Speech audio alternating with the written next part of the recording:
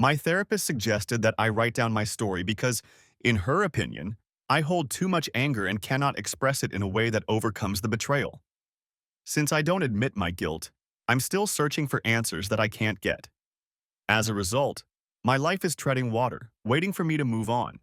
She believes that if I can look at what happened differently and express my feelings about it, I will open the way to finding my true self. Whoever that is, I don't know him. She says that's my problem. My name is Robert Benson. As of this writing, I am 34 years old. I was working as a middle manager for an engineering firm that designed and built cars for clients. I knew that I would probably not be able to advance any further as it was a family firm and I was not a member of the family. The events I will recount mean that my position in the firm became untenable. I was told I was one of the good guys. I have a good sense of humor, or at least I used to. I work hard, provide well, and take care of other people. I help out when needed and take my responsibilities, such as marriage, seriously. It seems like I was the only one. Let me explain. All through high school, I studied at a slightly above average level. I wasn't a genius, but through hard work I did well in my exams. I had a few fights when I was pushed too hard, but when they were over, the feuds went away. I have some very close male friends who have always been there for me and supported me. I wasn't an Adonis, so women didn't throw themselves at me, but the ones I encountered liked me. I was raised to treat others well, especially women. I didn't take no for an answer. I dropped out of high school and started working for the company as a full-time community college student studying engineering. I always enjoyed building things. First Duplo, Lego, then Meccano. Now it's computer-designed cars. My friends say I like my toys because I'm always looking at new gadgets. I used to wear a built-in camera that looked like a badge. It was meant to capture what I thought was a great evening that I would want to reminisce about later. When it went wrong, I was glad I did it, as the camera later proved more than useful. But I'm getting ahead of myself. At the end of my freshman year of college, there was a big party where we celebrated that we had been single for a couple months. My friend Bill really liked a girl from the nursing group who used some of the college services as well as the local hospital. He talked me into attending the party to get her girlfriends interested, as if nursing students would look up to me, an engineer, rather than doctors.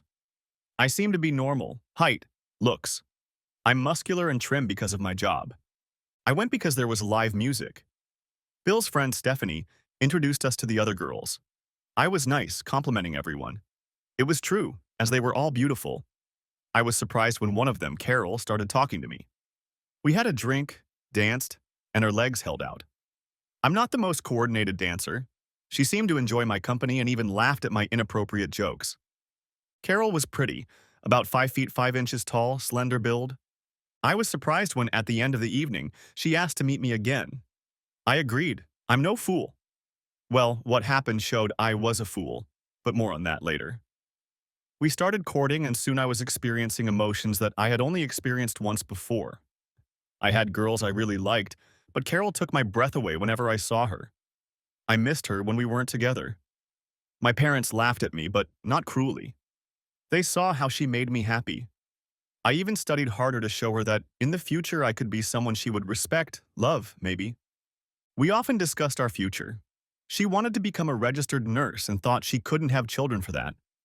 I told her that I loved children and that having them would not hinder her career, and would even help, as she would have more experience to share to help her skills. It took us forever, but it was the right decision for her. I talked to my parents who advised me to follow my heart. My mom loved Carol like the daughter she never had. My brother Dan had one child and another on the way, so they had grandchildren. Carol was close to her sister Carrie, and when her night shifts ended, she had 5 to 7 days off. 2 or 3 times a year she traveled to Carrie's house. It was 2 hours away. She used to say that I was working so hard that I wouldn't miss her. That wasn't true. I did miss her. I gave in to her ultimatum of no family, and we were married almost 3 years after we met on June 16, 2009. Bill was my best man and Stephanie was my chief bridesmaid. They were no longer a couple as Stephanie wanted to marry a doctor. Bill liked to tease her that she dumped him when they were dating. I would have agreed with him. Carol looked gorgeous walking down the aisle in an ivory satin dress. She smiled at me all the way down the aisle. I tried my best to maintain eye contact. Our guests must have thought I was silly, as I had a smirk painted on my face. Carol finally moved into my house. She refused until we were married. I bought it cheap from my grandparents when I started earning enough for a mortgage. It needed a lot of work, but I can work with my hands. By the time we got married, I had mostly finished the major jobs, but some things still needed updating. We were fighting about our marriage again, our bank account. Carol wanted her own account so she wouldn't have to depend on me to spend whatever she wanted. I was to keep mine, and we would open a joint account and put money in there in proportion to what we earned to pay bills, vacations, and so on. I lost that discussion as well. For the first few years, things were fine, if not great. The nursing class had reunions, and I managed to attend most of them. I missed a couple of them because I was on a business trip. Honestly, I felt like a spare tire. I was tolerated, treated almost like a buffoon. Stephanie was always there for me, as she is Carol's best friend. Carol tried to spend most of her time with me, but she danced with a few doctors, but I didn't see anything wrong with that dancing. I became friends with several husbands as we shared a common interest in golf. I managed to get my handicap down to 6 and was talked into competing with them. Sometimes we traveled to take a break from golf. Some of these occurred during reunions or when Carol played golf in the evenings. She still traveled to see her sister, which annoyed me.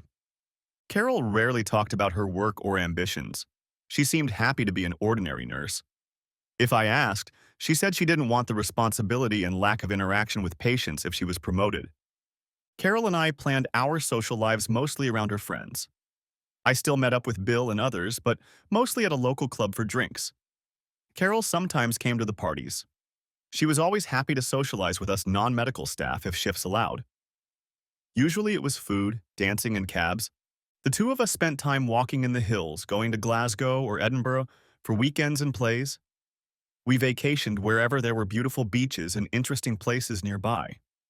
Carol's bikinis were, of course, conservative. I offered her more revealing ones, but was rebuffed.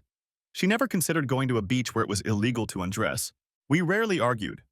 If either of us didn't want something or the other objected, we discussed it. In some cases, I won. In some cases, she won. It never interfered with our personal lives. Here she could be very loud, dress outrageously, or role play. There was nothing forbidden. Some of them we liked, others not so much. Every day I loved her more and more. Our 10th anniversary was approaching and I wanted to do something special. I talked to Stephanie about booking a hotel, going out to dinner and dancing. She was agreeable. She swore she would keep it a secret that she knew about it. The other couple said the same thing. I knew I had to tell her about it, but closer to the event or she would want to add more. When I told Carol a few days before, she was thrilled. I just managed to get out of bed in the morning. She called Stephanie, and the next thing I knew, the four of us were on our way. Arriving at the hotel, we turned in our overnight bags and went downstairs to meet the others. The conversation between the girls seemed very emotional.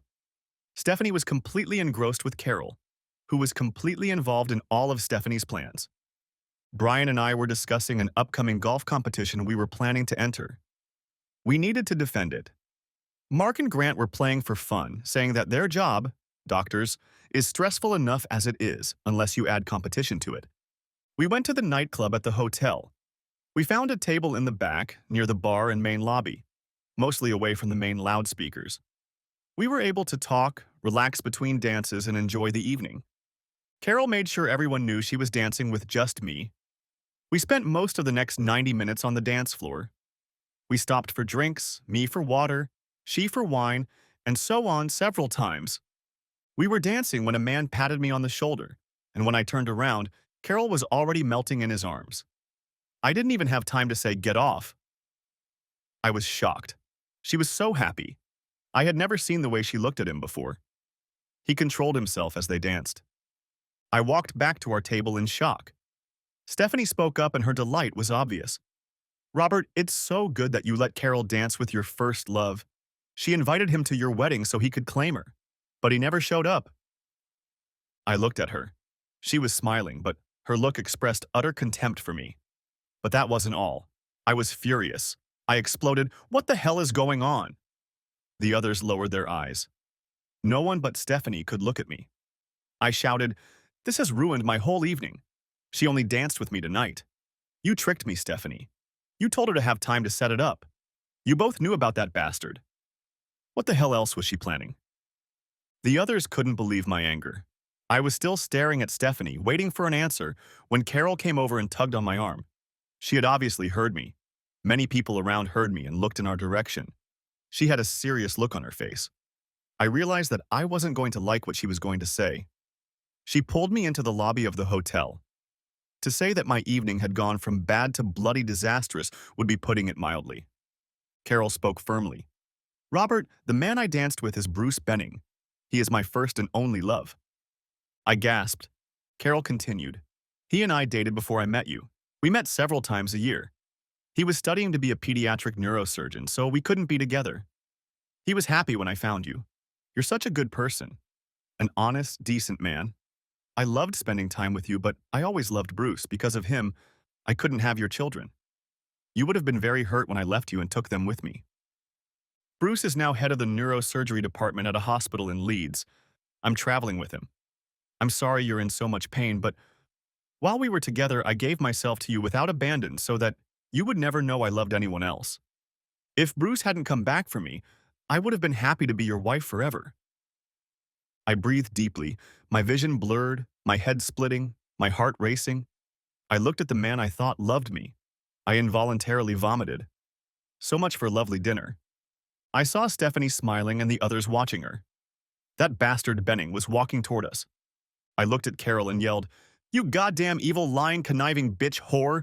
Give me your wedding and engagement rings or I'll rip your finger off and take them. The others were shocked by my outburst. It was so uncharacteristic, but also the events unfolding in front of me were overwhelming. Benning stepped forward. I turned toward him. Stay away, or you'll never be able to use your hands again, asshole. He stopped, surprised by my threat, and looked at the others as if looking for support. You entertain my wife, demand that she humiliate me, and these so-called friends are damn glad for both of you. I turned my anger on the others. You're all low-life sewer dwellers, damn it. How many of you are having fun with others? How many marriages before your eyes are going to break up because of your goddamn entertainment? The whores have more decency than any of you. I turned to Carol again, my anger crystal clear. I screamed, Bitch with rings! My temporal arteries were clearly visible. I stared at her in rage. I had never felt such anger. I wanted to wring her neck until she broke. I could see the fear on her face when she saw the stranger. She realized she was in danger. She took off her rings. She cried, but the hell with it. I grabbed them and stormed into our room. I gathered my bag, looked around, and saw the clothes. Without thinking, I threw it in the trash and emptied my bladder on it. I held out my key card to the receptionist who saw our exchange and told her, The whore will pay the bill. Looking back, I'm embarrassed that I never apologized for throwing up on the lobby floor. At least it wasn't the carpet. I doubt I'll go back. I drove home. My thoughts were a mess. I don't remember how I got home. Once in my house, I calmed down. I don't know how. I couldn't calm down, but I felt the need to act. I went to the garage and disabled the automatic door since it might have a key fob. I grabbed a box of trash bags and headed to our bedroom. I pulled her things out of the closets and put them in a pile. I pulled out the drawers and dumped their contents into the bags. There were 2 keys taped to the bottom wall of one drawer, one for the vault, the other for the safety deposit box. I went through her jewelry box, pulled out all the jewelry I'd given my wife, and tossed the box into the bags. I went through our file cabinet and shook out all of her papers. I came across her password book and scanned it. There was nothing about her or Benning in the closet. It was almost 2 in the morning. There was no way my brain could calm down. My heart was still pounding, but not as hard as it used to. The warehouse. I searched online to find out which one, because there were 3 in the city, all with 24-hour access. I found the one I needed, since they obligingly showed the key on the homepage. I took latex gloves so my fingerprints wouldn't be detected. What I discovered caused me deep pain. I thought I knew now that I was in pain, but that was not the case. It had ripped my soul out of me and torn it into many pieces.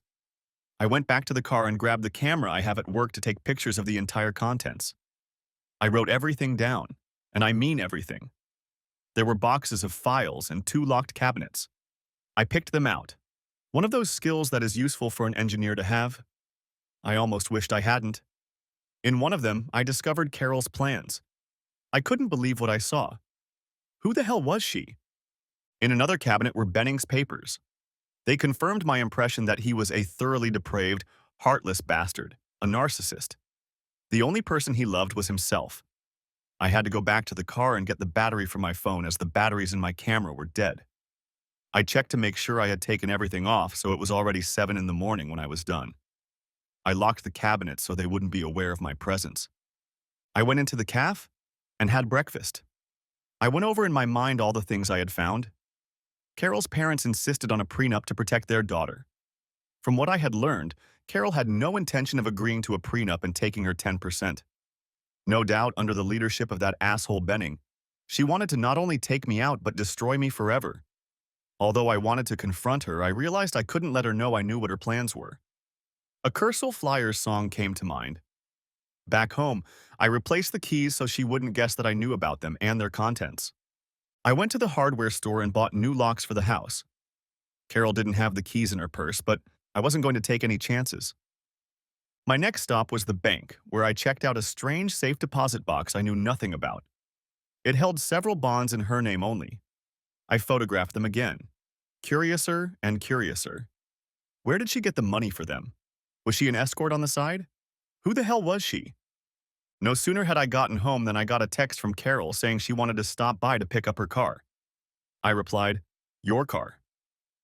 The car in question is leased in my name and I'm making the payment since your paycheck is so meager. I'm going to take a vacation and use it until the lease runs out in 8 weeks. Your clothes and belongings are already in garbage bags. I'll put them in the fireplace and burn them if you don't need them. I'll bring straw to stuff your wedding dress so I can think it's you burning it. The door locks and alarm code were changed. Don't bring that bastard in. He won't like what I'll do to him. A few minutes later, her sister called, shouting insults at me. I terminated the call and blocked her number. I hadn't actually intended to burn her wedding dress, but the reaction confirmed her attitude toward it. A picture of her wearing it to marry Benning popped into my head. Screw it. I took it to the fireplace and set it on fire. It had been beautiful, just like my marriage, but now both were reduced to ashes. An hour later, Carol showed up with Stephanie and Brian. Brian said quietly, "Robert, how are you?" I laughed, like Caesar after his friend stabbed him in the back. I looked at them all and yelled, "What the hell do you think? I'm mad as hell. I'm pissed at all of you for covering for her without having the decency to tell me what you obviously knew. And most of all, I'm mad at myself for falling for that damn whore." Carol got annoyed when I called her a slut. She seemed to think I should act normal to her. "Robert, I know you're hurting, but this is so unlike you. You ruined the clothes I was going to wear for Bruce.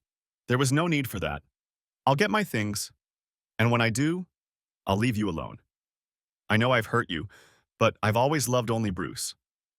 You'll be happier with someone who will love you and bear you children.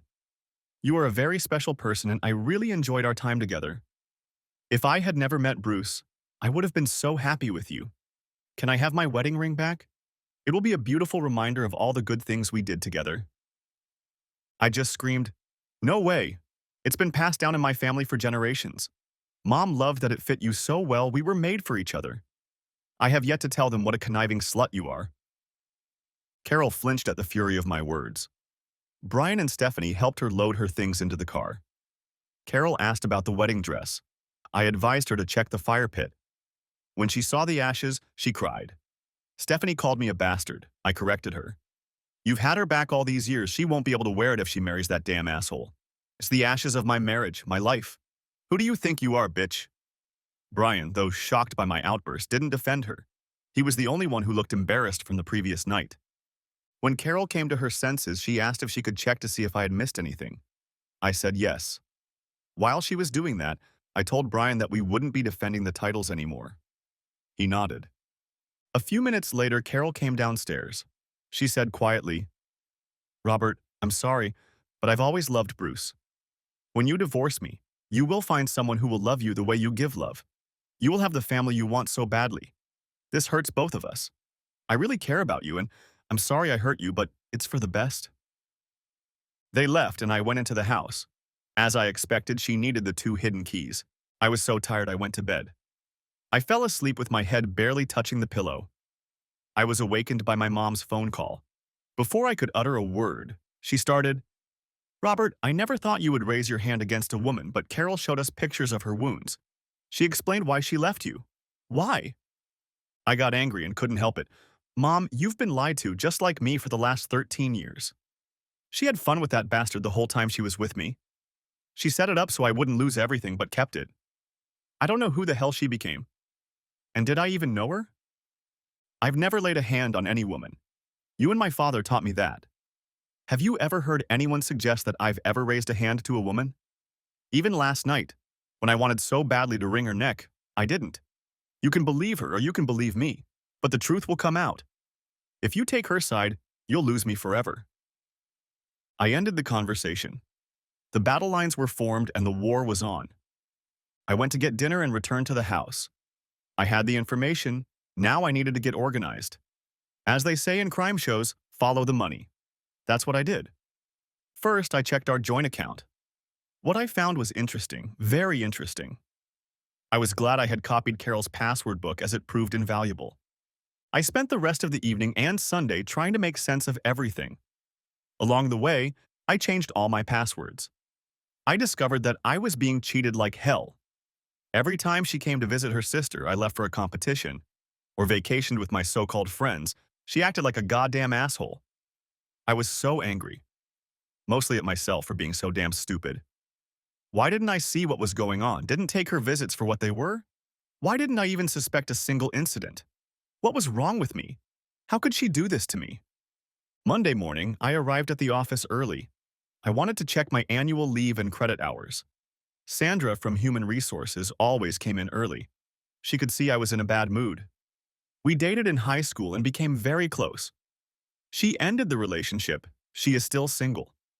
I rarely heard that she was dating. She asked, Robert, what's wrong? I've never seen you so sad. I smiled, an empty smile. My world exploded. Friday was our anniversary. It was supposed to be a romantic evening. She set it up so that her lover took her away from me in front of everyone. I found out that she dated him and partied with him when she had 5 to 7 free days after nights out, 2 to 3 times a year.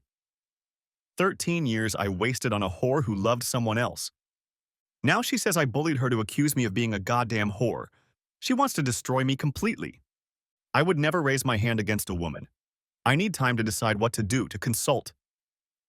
Sandra was shocked. She came over and hugged me. Robert, I know you would never hit a woman. Ever since you and I broke up, I have despised myself for being weak. You are such an honorable, decent, caring man. No matter what anyone else thinks, I will stand by you. Here's my number and email. Call me if you need help or just want someone to talk to. There are plenty of other women you've been so kind to, and they'll never believe the lies of that slut. I was about to head back to my desk when my boss called me in. He wasn't happy. Yesterday, Carol had shown up at his house with pictures of me abusing her. I was furious. Mr. Duchard, you've known me for years and you still believe a lying, conniving whore. You can fire me or I can leave immediately. I have to work 9.5 weeks, so that covers my notice period. When the truth comes out, don't expect me to come back to teach your kids how to do the job. They can screw up this business all they want as far as I'm concerned. I walked out, printed out the I quit letter, signed it, and slipped it into my internal mail. Judging by the looks I got as I left the office, many people were surprised that I was capable of such anger. I spent the rest of the morning sorting out what I needed to do. I learned from the financial records that Carol had stayed at a hotel 3 hours away from home several times over the past 18 months. This was happening when she was visiting her bedridden sister. It must be genetic. I packed my suitcase and hit the road. I have to say it was a very pleasant drive. Perhaps the fact that Carol was so annoyed that I didn't give her a car made it even more enjoyable. I pulled into the hotel parking lot. I doubted they would give me what I was going to ask for, but what happens, happens. I threw my bag in my room and went back to the front desk. I asked to get the manager. The receptionist thought there was something wrong with the room, but I assured her that everything was fine. I just had a request for the manager. The manager came over and I explained what I needed and if it was even possible. He was confident that without a court order they couldn't help me. I expected that. I told him that the jerk she would be with was playing the same game with a woman from this town and she was planning with me. The receptionist perked up her ears. When the manager left, she said quietly, I know the couple you want to videotape. They've been here many times. He's an arrogant bastard. I'm a longtime friend of the woman you mentioned. He stalks her mercilessly, forcing her to sell everything to get his money. I can call the lawyer who represented her for you. She's pretty damn good. Even the sheriff believed her. But thanks to the photos he presented, he won. She'll get you a court order. I nodded. Thank you. I'm glad to help your friend. If she would have just walked away with a prenup, I probably wouldn't have done anything. But they want to ruin my life. They picked the wrong person to mess with. 15 minutes later, I was sitting in my office talking to a woman, Heather Morrison, who was very feisty and didn't fail to let out a few swear words as I explained my situation and what I had been able to find out. When I had finished, she stated emphatically, "Do you have that information at hand?" I nodded. I have it on my phone and on my camera as soon as I came across it. At the hotel, it is more organized and easily tracked on my laptop. She looked very pleased. If you can be here tomorrow morning at 7:30, we can go over everything and head to the courthouse for the opening at 8:30. I think I can convince the sheriff to issue us a warrant for the videotapes at the hotel. I nodded hopefully. From what I've seen, he usually uses this group of hotels. There were 3 other women there that he scammed with this scam. I don't know how much Carol knows or how involved she is in this case, but I'm going to fight her as hard as I can. I'm going to have to get a lawyer in my town. Heather smiled. I'll be your lawyer if you want. That asshole is going to shit his pants when he sees me. He'll know he's in for something bad. Damn bad. I told him I'd get to the truth and ruin his life. He knew I meant it. I would. I laughed for the first time since Friday night. I believed her. I hadn't lost faith in others like I'd thought I had before. When I walked into the office the next morning, I was surprised to see another man in the office. Heather had introduced him as Jim. He was the father of the woman, Betsy, whom Benning had screwed. He was also the private investigator who was supposed to find the rest of the puzzle pieces. I handed Heather the SD card with all the information on it. I highlighted the documents pertaining to Betsy. Jim leaned back in his chair and sighed heavily. He said firmly, I knew the best thing to do was to make that bastard disappear. I had to do it. The world would be a better place without him. Heather and I headed to the courthouse. Jim took on the task of tracking down the other 3 women Benning had been involved with. Heather would handle Samantha Wiseman, the woman who, according to these documents, had the main proof of my innocence, and the innocence of all the victims. The question is, was she involved or was she just duped? At the courthouse office, Heather simply spoke to the female clerk about the reason for her presence. I thought we were supposed to meet with the sheriff. Heather went into detail, which struck me as odd. Wasn't she supposed to talk to the sheriff about it, not the clerk? After about 15 minutes, a gentleman sitting in the back of the office came over and pronounced, Janine, call Betsy and tell her not to pay that bastard a penny and not to sell her house. I'll work the court in her favor. Heather, here's your warrant. It covers all the hotels in the group. You can tell Marvin that if he stalls, I'll put him in jail. He walked away. I was shocked. Heather laughed at my expression. Sheriff Griffiths is a wise old man. He believes that truth is above the law. Let's go to the hotel and get Marvin cleaned up. Marvin, the manager, wanted to talk to his superiors, but Heather scared him so much that he gave up. The head of security was called in and a warrant was served. I may be meticulous, but I had every date Carol had left for her sister during our time together. We watched as he entered dates and names. They were registered as Mr. and Mrs. Benning. Soon we had a video of them eating together and entering the room. We found 26 more reservations at different hotels in the group, but couldn't find a single entry from more than 18 months ago. Heather was very pleased. I made a remark about one video she liked. She made some notes, and the manager said he would process and give her all the documentation and videos. Heather and I went to her office. She began, Robert, I've thought this through. We need them to start divorce proceedings. If you sue her for adultery, they'll come back with charges and use those pictures. They will talk after us, so we won't have as much of a chance to convict them of lying. You told her you were going on vacation. Take advantage of that time. Have them file the paperwork. They'll have to cite their evidence, which we'll destroy. Jim will follow the other women's stories. We know Betsy's story. I'll use the videotape of your conversation to destroy this other bitch for you. I will track down this Samantha and find out her role. I'll have my staff work through all the information and financial issues. I nodded. I need a break. I don't know how to feel, but I want to rest so badly. I'll be gone for a few weeks, but then I'll need to find a job if someone hires a wife beater, even if the accusation is false. I'm not a star soccer player. Truth be told, discovering that the bastard was cheating on those women helped me. I wasn't alone in my damn gullibility, but discovering the evidence helped them and me. I didn't feel so worthless. I felt nothing but sadness and fatigue. And of course, blood rage at the memory of that night. I stayed here a few more nights before moving on. While I was in Hamilton, I drove south to Staffordshire to ride roller coasters. They are definitely a stress reliever. Once back, I headed north to explore the area north of Inverness. I rode the North Coast 500 and moved to the northeast where I rode the Grampian 250. I took the Glenlivet Smugglers Tour and enjoyed a modern Glenlivet or two at one of the boutique shops deep in the hills. Despite living close to both ranges, I had never been there before. The scenery was breathtaking, so I didn't mind the bastards. I enjoyed exploring the surrounding area, but some part of me was still deeply hurt and that feeling wouldn't leave me. The rental car ride came to an end, and I headed home. Pulling up to my driveway, I was surprised. The lawn and garden were manicured. I expected to see a savanna. My neighbor Gordon came out when he saw me. He smiled. "The wanderer returns. How are you?" I laughed. "As good as can be. Is it your fault?" He laughed. "A lady, Sandra, called looking for you. She was worried about you. She told me a little about your problem. I was shocked. I never thought Carol was capable of such a thing. She should have been an actress. Together with Sandra, a few other women, and me, you cleaned up your garden. I'm not sure everything survived. Some officials have been visiting you in recent days.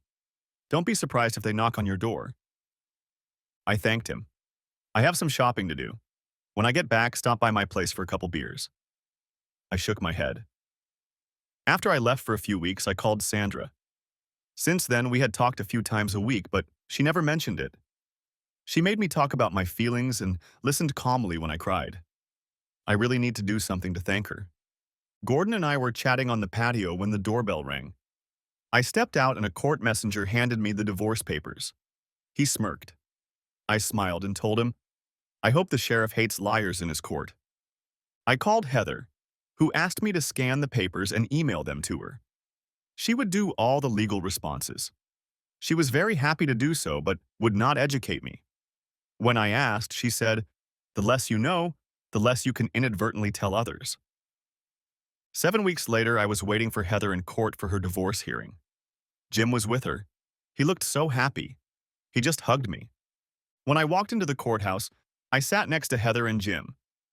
Behind me sat Sandra, Josie, Michaela, Gordon, Bill, and a few other friends who didn't take a step away from me. My brother Dan called me several times and was supportive. He couldn't make it because of work. He had a fight with our parents because they believed Carol over me. I wasn't surprised to see her coworkers, Stephanie and Amy, behind her. Benning was standing next to Carol and grinning like an absolute asshole. He lost his composure when Heather and Jim walked in. Surely Jim must have had a plan in case the court couldn't handle him. My parents were there too, for her. I ignored their stares. I ignored Carol when she looked in my direction. Bill called her a powerfully dressed slut. His comment was not calm. I imagined the looks he would get from her and Stephanie. He really enjoyed winding up haughty Steph. Carol's attorney, one Miss Johnston, started the court session. She looked very confident. My client wants a prenuptial agreement that limits her to only 10% of the value of their joint assets. She admits that she committed adultery, but only after having endured almost a lifetime of abuse in her marriage to Robert Benson. She seeks a divorce based on spousal abuse and a judgment for division of property. She argues that the judgment should be entered generally in her favor. These documents show the marital property at the time of the divorce. She handed a copy to Heather as well as the court clerk, who handed it to the sheriff. Heather could hardly keep from laughing. The sheriff looked surprised that they had to exchange documents. Heather stood up. "My lord, due to Carol Benson's actions, mediation could not take place until today. I am sure you will understand why when the evidence is presented." Miss Johnston and I briefly discussed the evidence to be presented. She would like, with the court's permission, to present all the evidence against Mr. Benson before I re-examine the witnesses. I agree to that provided I have an oath from the court that I can re-examine the witnesses. Without that, I will question them on an as-needed basis. The sheriff thought for a few moments. This is very unusual.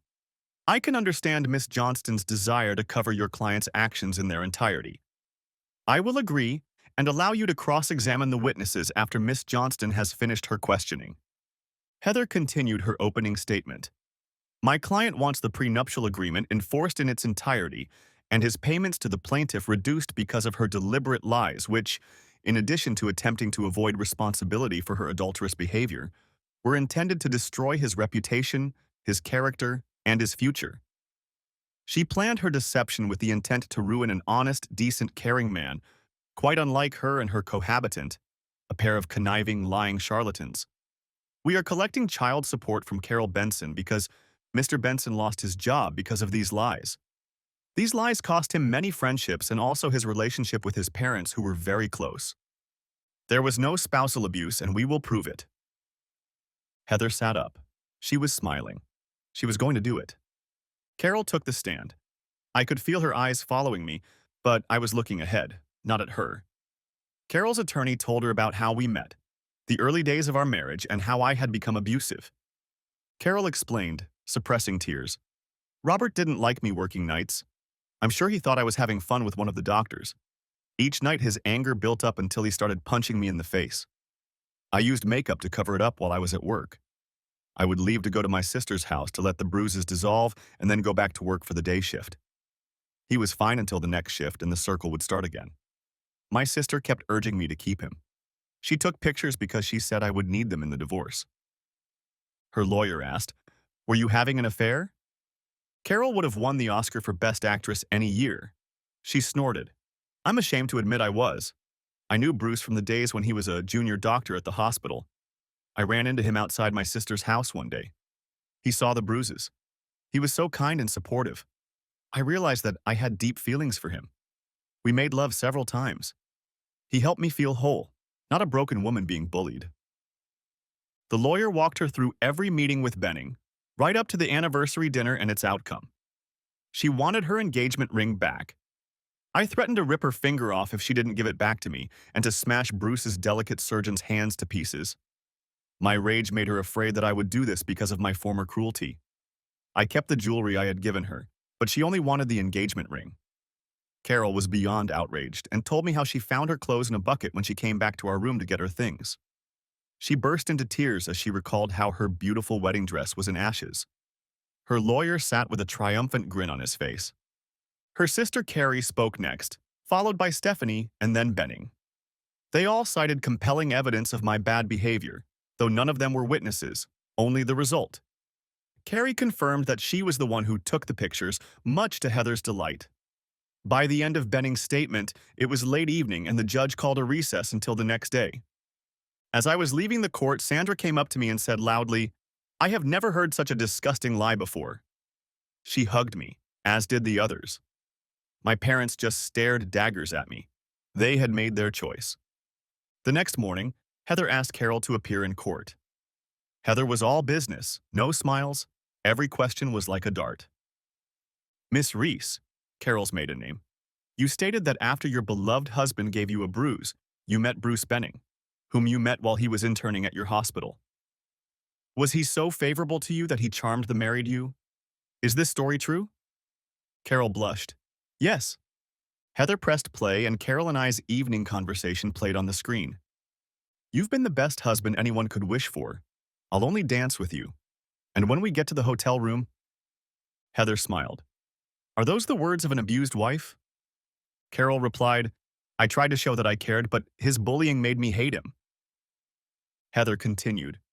On your 10th wedding anniversary, you dressed for your lover, but you also professed your love for your husband. You did everything a loving wife should do in a loving relationship, didn't you? Carol stammered, I tried to please him. Heather pressed the play button. There was no doubt about that action, no tried to please. Heather continued, unrivaled actress, playing the part of the loving wife knowing you're about to stab him in the back. Heather was firm.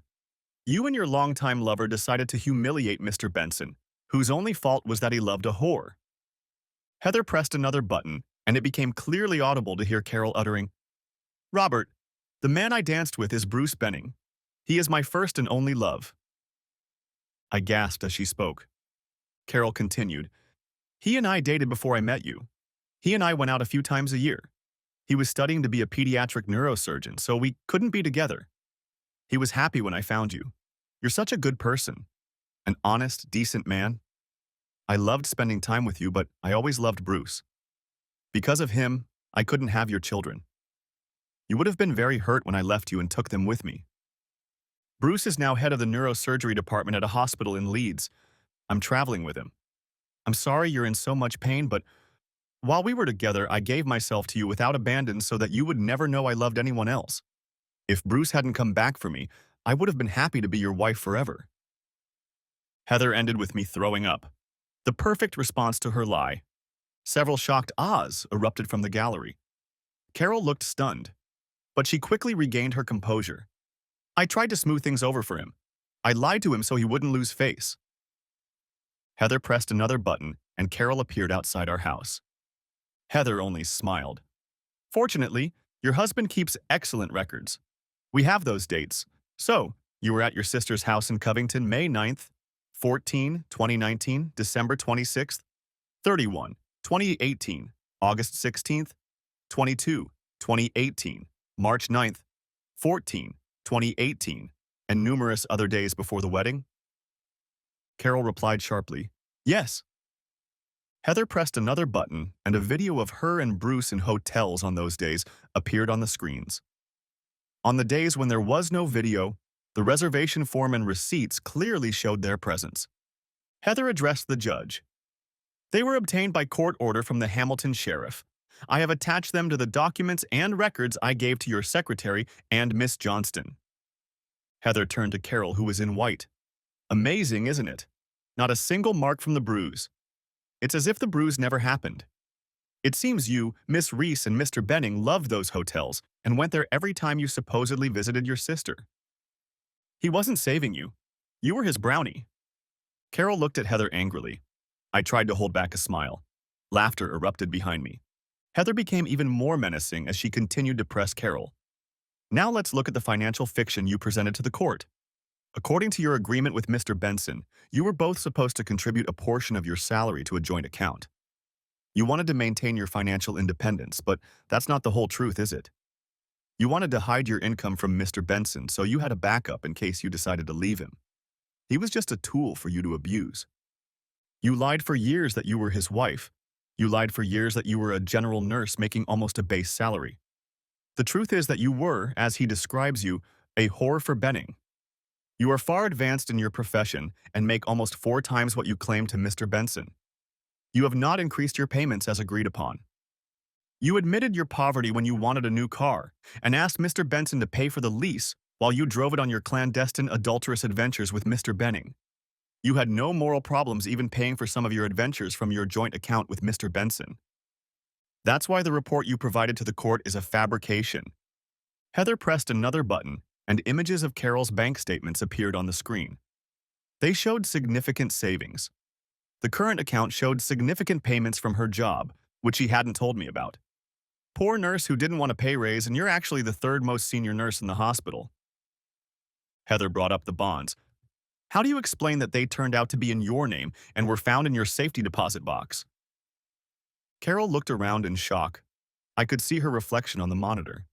I tried to feign complete indifference without looking at her directly. Carol corrected herself. I took care of myself after his abuse. Heather continued. Here are Miss Reese's confirmed personal details and the value of these bonds as of the date indicated. She handed them to the court clerk and Miss Johnston, who was no longer smiling. Heather smiled favorably, but I knew she was about to make a savory move. You want your wedding ring back? After all, it's a family heirloom and an adulteress wouldn't expect to keep it, would she? Is it for sentimental reasons? To remember a decent man, a loving man, not one who will leave you when you've satisfied his needs. Carol stated defiantly, I love that ring. It meant everything to me, especially after he burned my wedding dress. I want it back. Heather pressed another button, and a picture of Mr. Bruce Benning and his fiancée, Carol Reese, at a hospital appointment 9 months before the end of our acquaintance appeared on the screen. The picture showed an engagement ring. Heather continued. The newspaper describes the evening beautifully. Mr. Benning enjoyed showing off the incredible, one-of-a-kind engagement ring he gave his bride-to-be. She repeated the words in a sharper tone. He gave it to her. It's remarkably similar to the one Mr. Benson mistakenly gave to the person claiming to be his fiancée, isn't it? It was a charade to convince the hospital that Benning was making a commitment. The hospital administrator said they preferred their surgeons to be married because they felt that by having families here, they were more connected to the community. So it's not about sentimental attachment or even love. It's about the position you crave above all else. A doctor's wife. You need her to complete the blinding of the hospital administration. Heather's next comment shocked Carol. Benning only needs you as long as he wants to stay there. I had to suppress a laugh. I'm sure you cried over your wedding dress. Did you plan to wear it when, or rather if Benning marries you? Carol answered, no, but it sounded weak. She was crying and we all knew it. Heather pressed another button and Stephanie's voice came out. She invited him to your wedding. She was hoping he would demand it before she married you. Carol sobbed. Mr. Benson's only mistake was that he only saw you through the love he felt for you. He never saw the real you, the cruel, manipulative bitch. You couldn't just walk away from such an honorable man and suffer the loss, could you? He wouldn't have known about your adventures, your financial deceit, your deep betrayal all those years ago. You should have rejoiced at his humiliation and demise. You saw Robert Benson as a gullible fool. You saw him as a handyman until your love was free and rich enough for you. Obviously, you were jealous of his ability to love, so you both set out to destroy his life after you.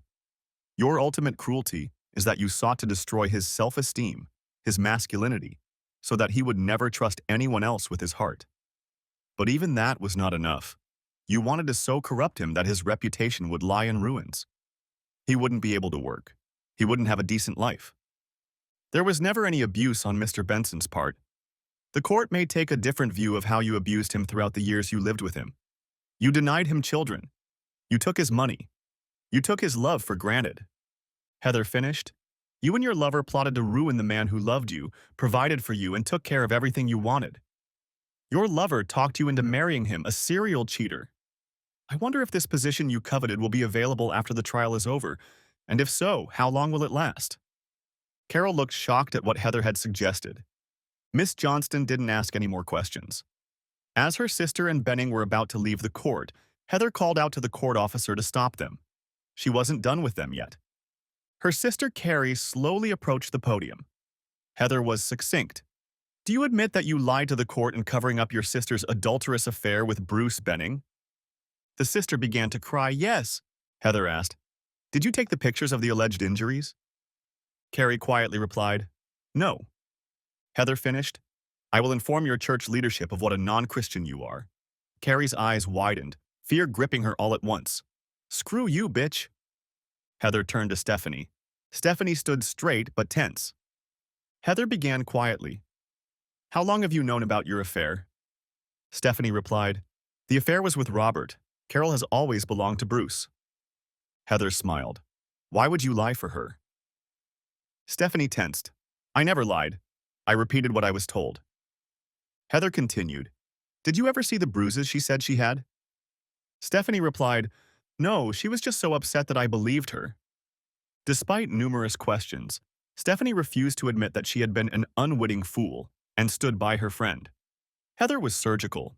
There was no way Stephanie could hide her lie any further. Finally, Heather asked, do you know how to tell the truth? How many boyfriends do you have? Are you thinking of repeating the same trick with your husband when someone better comes along? Stephanie was shocked. I love my husband. I wouldn't do that. Heather pressed a button and a video appeared on the screen showing Stephanie and her husband, Amy Grant, leaving the room and meeting Carol and Bruce. Stephanie leans on the counter and passes out. Amy yells from the gallery, you goddamn bitch, and leaves. Brian and Grant are probably about to find out what happened. Heather addresses the sheriff directly. May I ask the court for leniency in asking another witness to come forward before I cross-examine Bruce Benning? The testimony of this witness will clarify the situation for the court. The sheriff agreed. As I learned later from Bill, Benning appeared to have had a heart attack when Heather said, Samantha Wiseman. A woman I'd never seen before took her place on the runway. She was the perfect cosmetics advertisement. She looked flawless. Heather smiled. Miss Wiseman, what do you do? Samantha replied, I'm a creative and work in theater, film, and television. I can create textural effects or use makeup to create an experience for most events. If you think of street artists who use chalk to create huge holes in the road or trains appearing out of walls, I can make you look like them. Heather continued, Do you know Bruce Benning?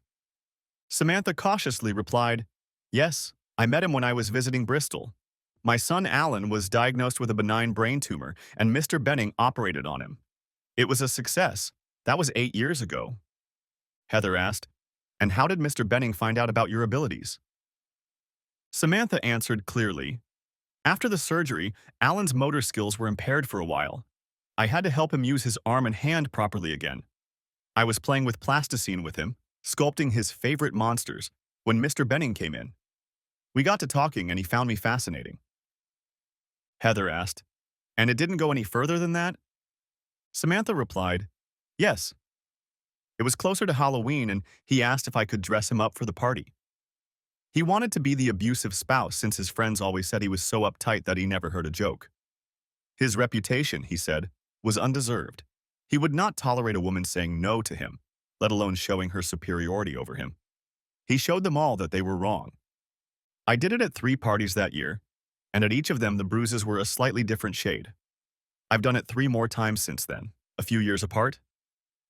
Heather asked, Besides Mr. Benning, do you know anyone else in this court? Samantha looked around and answered, Carol and Samantha.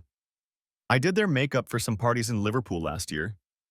They said their husbands would never have hit them, but they wanted to see how their friends would react. Heather pressed another button, and images of Carol and Samantha appeared on the screen. They must have been copies of Samantha as they showed the whole process. Neither of them had any visible marks before she started. When she was done, I believed her. I hit Carol. She's phenomenally good. I almost jumped with delight when I realized that the pictures of Carol were the same ones she'd shown the court. Heather stammered, So all of these pictures show the work you did and there are no real bruises? Samantha replied, When they came in, they were flawless. When they left, they looked battered.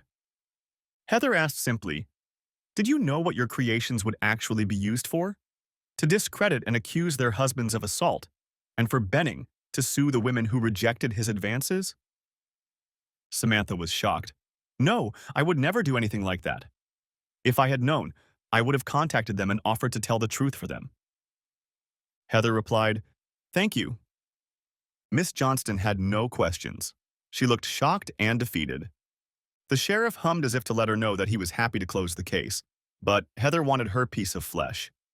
While Benning was testifying, 2 men entered the court. They looked solely at him. Benning didn't look happy at all. I stared at him. I wanted to watch Heather grill and dissect him. My cruel smile, I had practiced for this moment, showed how much I was looking forward to it.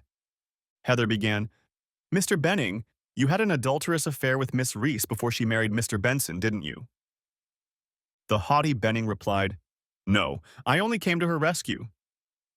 Heather picked apart all his lies and his arrogance made me shudder. He loved only himself. At every opportunity, he tried to brag about his accomplishments. As the noose figuratively slipped around his neck, Heather opened the trapdoor. Heather smiled.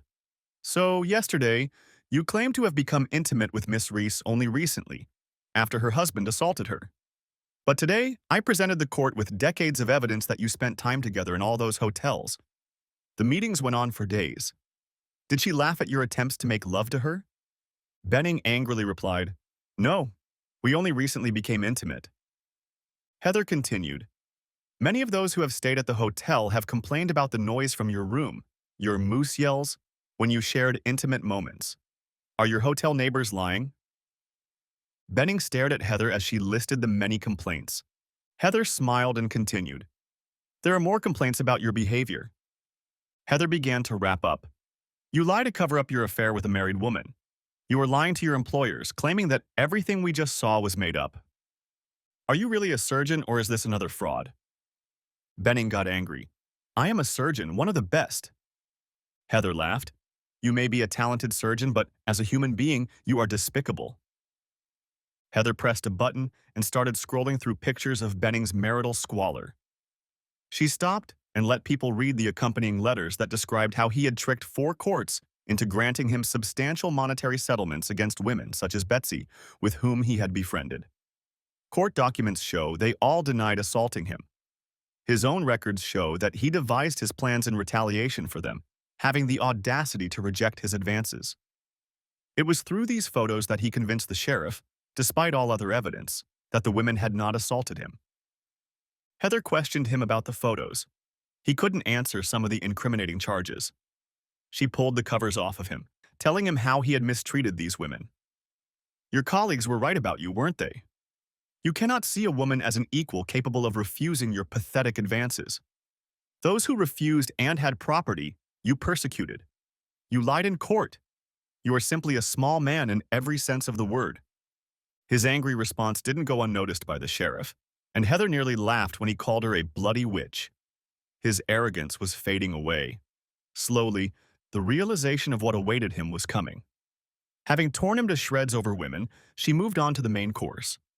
Heather showed records of meetings between him and Carol, their written and email correspondence. He denied that they had communicated during the time Heather was talking about. When she showed a detailed plan to accuse me of attacking Carol, a few sobs broke out in the galley. Benning had a detailed plan of how they were going to destroy me and ruin my life. Benning tried to brush it off, saying that it was just a lovemaking, a distraction, and they would never do that. Heather explained, that's exactly what you did. You played a trick on his parents, you played a trick on his employer. You tricked Miss Johnston into presenting this in this very court. She continued, pulling out other documents. She turned to Benning. You weren't going to stop there, were you? You were already plotting another scam to get the money, weren't you? Benning denied it, but looked increasingly concerned. He looked at the 2 men and Carol. Heather paused as one does before proceeding with dessert. Heather pressed a few more buttons. A loud sigh sounded from the hallway. It sounded like it was Carol, as the screen flashed up with his plan to sue her for all her money when he got sick of her. There was a sob from someone who looked like her. On the screen was Benning's plan to marry Carol to solidify his position as chief neurosurgeon. In 3 or 4 years, he would learn new techniques that would allow him to move to the United States, where he would make millions. He'll give up Carol because he'll be bored with her. He will make sure she commits adultery, and then he will get everything. I could clearly hear Carol sobbing as her dream was shattered. Her reputation would never be restored. Heather continued, You have lied in this court, lied in other courts to get a financial reward. I think you will find that the courts will not be merciful to you. Sheriff Griffiths in Hamilton has issued a warrant for your arrest. These officers are here to execute it. On behalf of your victims, I obtained a court order freezing all of your assets, which was executed this morning. I'm sure Miss Reese now understands the difference between something she threw away so easily and a con man who seeks to defraud gullible women by any means necessary to compensate for his inferiority.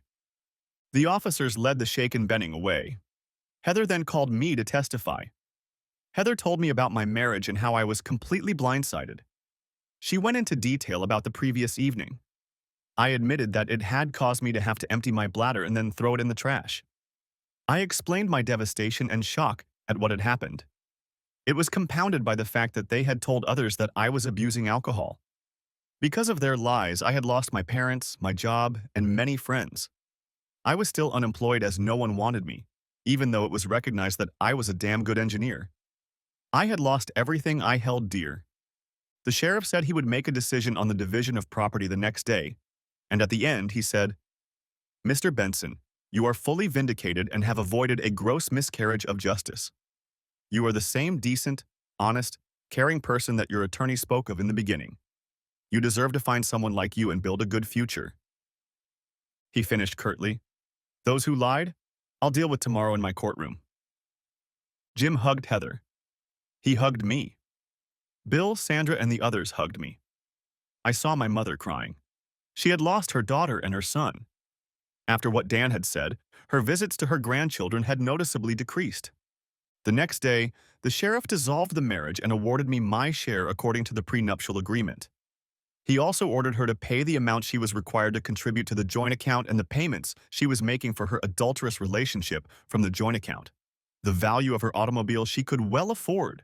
The bonds were worth $125,000, so he awarded me 112,500 of that sum.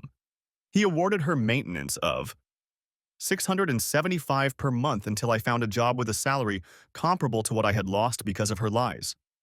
Heather's staff added up all the figures and they were in the documents she gave to the court. Carol looked the same as before. It was unlikely that even Samantha could hide the fact that she had spent a lot of time crying. The sheriff bluntly told Carol that he was seriously considering putting her in jail for lying in his court. If she won her case and the truth later came out, she would be jailed for at least a few years. He fined her $5,000 and gave her a 3-month suspended sentence. He also ordered her to pay my legal costs in full within a month, or the suspended sentence would be enforced. Carrie and Samantha were fined $1,000 each to be paid within 30 days. Benning appeared before the Hamilton Sheriff Court and explained his motives to Sheriff Griffiths. Afterward, over a cup of coffee, Heather, Jim, and I discussed what to do next. Heather was going to go to the General Medical Council and try to get Benning removed from the medical registry. While we were talking, Jim got a call from Hamilton Court. Benning had been taken into custody. Sheriff Griffiths has made it clear to his defense that the next time he appears in court, he wants all the money he stole from those 4 women deposited into the court account, or he faces a long prison sentence. In addition, he can expect full payment of the court fees and any other justifiable expenses they incurred because of his false claims against those women. Even with these payments, he was facing a substantial prison sentence. Heather was also going to appeal to the General Board of Nursing, as Carol's behavior in such a high position was simply disgusting. She realized that she would probably fail since, unlike Benning, she had not abused her position, but it would make her employers look twice at her with this complaint in hand. I will be looking for a job as I want nothing to do with Carol. Heather advised me to put up with the child support until I find a job. Jim startled me when he quietly said, "Stay with Sandra for now. She seems to like you. When I talk to her, she seems nice and caring. Maybe you can help each other since she said she can't be what you want, whatever that means. I'll say this once. With what you're going through, see a counselor. Despite your cheerful appearance, you're in a lot of pain. You're not fooling us. A counselor will help you find yourself, live life, find happiness. You deserve that." Heather and I have seen so much over the years, but books and movies could be written about your story. You are that good, decent, honorable man. Help me get him back, and ruin their lives even more by making it a damn good one. As we parted, Heather's last words made me laugh. If you think the sheriff got off easy by not putting her in jail, he didn't. My bill will be about £24,000. Your bill will be much less because you helped Betsy so much, but she'll never know it. Dan came to see me after work. He was very happy for me. He looked tired since the newborn baby hadn't slept much. They had decided to have a third since he wanted a son, and so he was born. Our parents hadn't seen him yet. He offered me a job on the night shift. I refused. I didn't have much experience in this field. He put his arm around me and said, "You will find the right person. You'll have the family you want, at least until the first toxic diaper." He laughed as he walked away. Sandra, Josie, Michaela, Gordon, Bill, and a few others came over later to have a celebratory drink with me. It was so much fun to party. Josie surprised me by asking me to dance. She smiled, pulling me closer. "Take a chance, Sandra. She always liked you. You'll be a good fit for each other. And if not, Michaela or I will get you." She laughed, pretending to walk away as if I had stepped on her foot. Sandra was the last to leave. "Robert, I said that if you needed anything, I would help you. I'm still saying that now. I wish I was the woman you needed then." Michaela, Josie, and the others would have been willing to be good friends to you or more. You're too good a man to be alone. I've seen the way you acted when others brought their children to work. You will make a great father. Do whatever it takes to find that love. Sandra, I think we can help each other. I was too young, didn't know myself or women to help you. You were very dear to me. You were my first love, not a crush. Jim said I should see a psychologist to help me find myself. Maybe we both go to a psychologist and see what happens. See if he can help us both. I have a void. I don't know who I am. Sandra smiled. Robert, if we do this, it's only because I want to be with you as a partner, as a mother in the future. You deserve that. She sighed. Let's try to see a counselor. 2 days later, the local newspaper came out and I was on the front page. The article was very detailed and explained how they were trying to set me up. No one was left in any doubt that I was a good guy. No one in the comment section of the online edition backed him up. Some of the comments about what would happen to her scared me. About 8 weeks later, I received an email from Heather with copies of her letters to the General Medical Council, the General Board of Nursing, and the hierarchy of Cary Evangelical Church.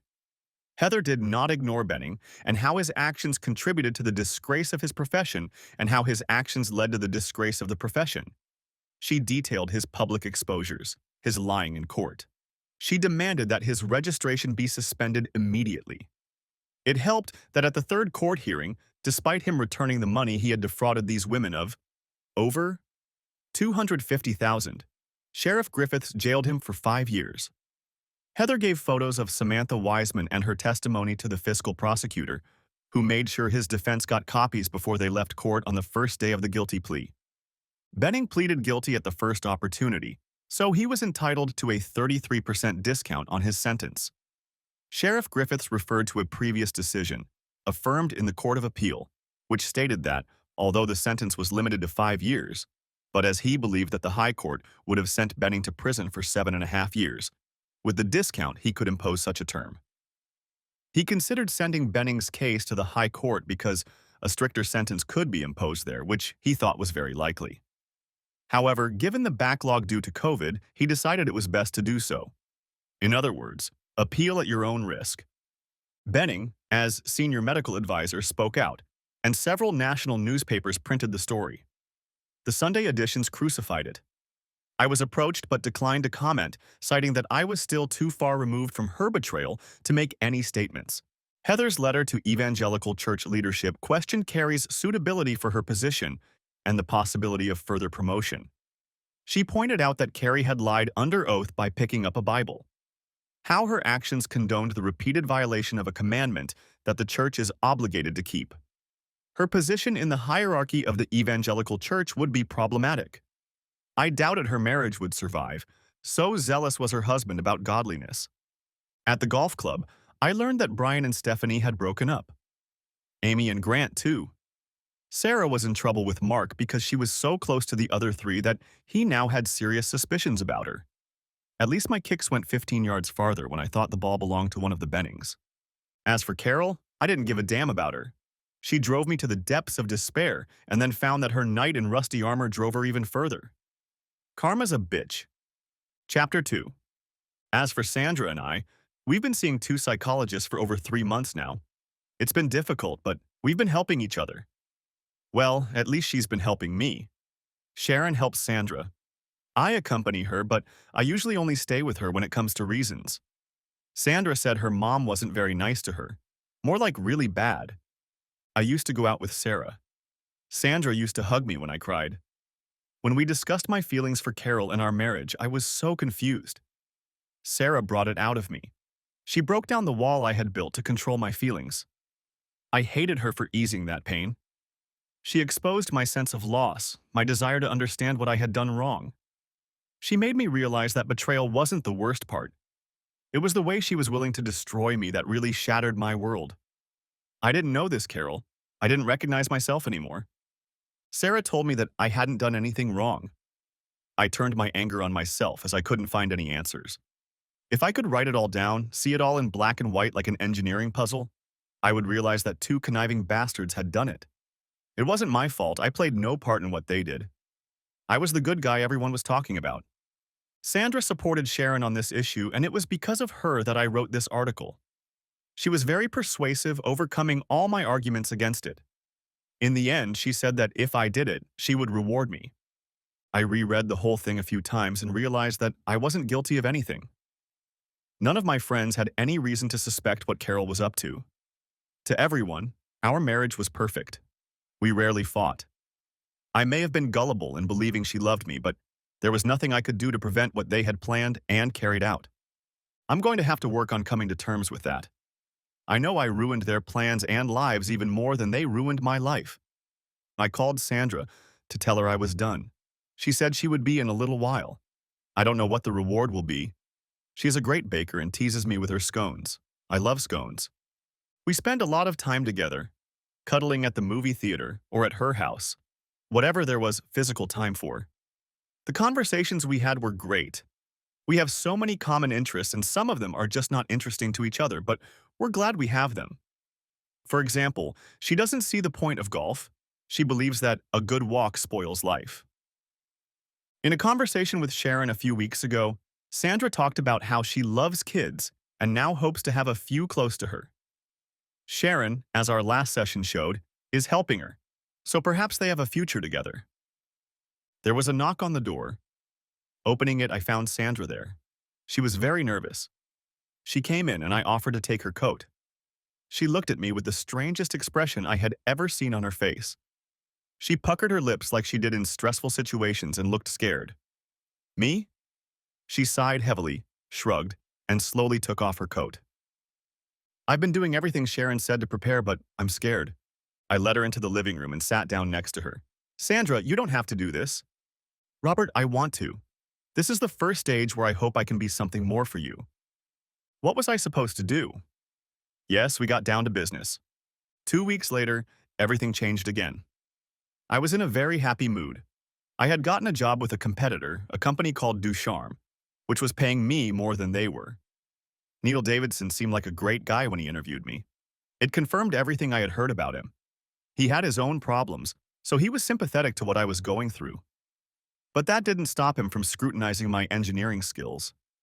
Most evenings, Sandra and I spent together.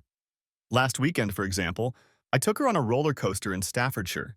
It was her first time on one. She squealed all over the place, but she really enjoyed it. I booked a room with twin beds. Sandra walked in looking thoughtful. She had 2 sessions with Sharon this week. I took her in my arms and started dancing, happy that I had a job and, more importantly, her in my life. I repeated this to her repeatedly as I danced with her. That same day, I proposed marriage to her. We clinked glasses and said, "To the future." She said, "We'll have time to discuss what we want, but is there anything you think we need to think about now?" I looked around. Where are we going to live? You might not want to live here because of his history. I'll live anywhere with you. Sandra laughed. I don't see any reason to move. The new houses are like rabbit holes. I used to come here with you when you visited your grandparents. You felt their love made this place special. We're going to be alike. There are big rooms, lots of space, and 4 bedrooms. We could add another bathroom. I would change some of the color schemes, but nothing more than that. The garden is big enough for the children to play safely in. We can think about planting vegetables, herbs, and perhaps fruit. I nodded. What about you? Are you planning the perfect wedding? Sandra looked surprised. I've never dreamed of having a wedding. Any wedding would be small since I only have my mom, my sister, and her family. I have 4 or 5 really close friends, 2 of whom will pretend to be annoyed that I took you away from them. You have friends like Bill and Gordon, your brother and his family. You never talk about your parents, and I understand that you felt betrayed by them. I guess I worry that our children won't have grandparents to spoil them. My dad died young, and my mom's health is not the best. She was a wonderful mother. She will be a wonderful grandmother. It will be your decision, and I will support it either way. I said quietly, I'll think about it. The end. Thanks for watching. Hope you enjoyed. Subscribe to my channel and stay tuned for the next videos.